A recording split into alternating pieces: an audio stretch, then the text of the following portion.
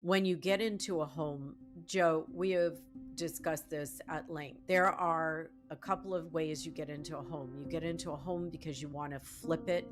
You found a good deal, you put some money down, you flip it, you sell it, you make some money. Some people get into a home and they determine that they're going to raise their kids in that home and go to that school district. And then once they're done with school, they move out, the kids go off to college, move away, and they get rid of the house. And then the other way, which was the old fashioned way, is you buy a house in the city you love or the town you love, in the community you love, and you stay there your whole life. And the people that stay in a house their whole life usually can ride through all the ups and downs of the real estate market and not too much worry about, job ups and downs. But those who are young, who are buying houses based on a payment and not on the terms of the loan, and they don't realize in 3 years they may end up with a loan that has increased by 2% in interest and they've added principal in, so you start paying down your principal. People don't read the fine print. There's fine print on 401ks in your investments, there's fine print in your auto loan, in your house loan, but there's also no fine print in your employment agreement. In most states, someone can fire you without really any cause just because they don't need you anymore or lay you off. And if you're a contractor, there's no security whatsoever unless you sign a contract as a contractor with a vendor and say, you will give me 60 days notice and I will get paid for those 60 days.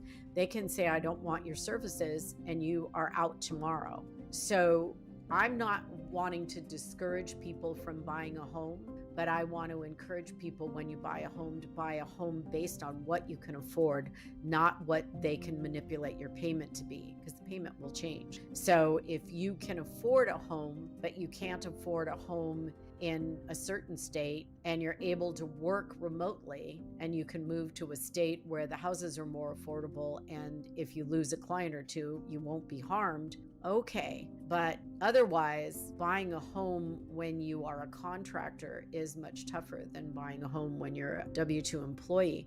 And I am surprised by how many banks do not really, lenders, I should say, not all lenders are banks like Wells Fargo, but they don't vet them well enough to know if in a downturn they can afford this. They just give it to them and figure, I'll take the house back.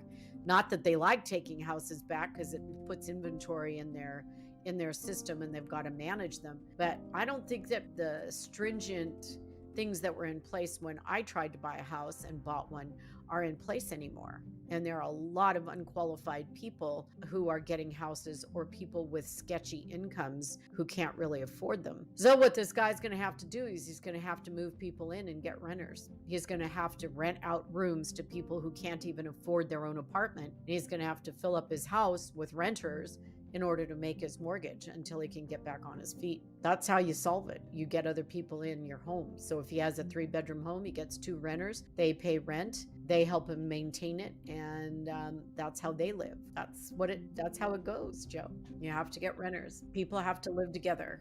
I just read an article recently that said, Americans' desires to live alone and to all live by themselves is what makes it so hard to live in this country, because people can't afford it. In other countries, cultures live together, but in the United States, we believe that part of our success is if we can maintain a residence by ourselves and don't have to live with anybody else. So living on our own, living by ourselves, is something that people strive to do in this country. Live alone.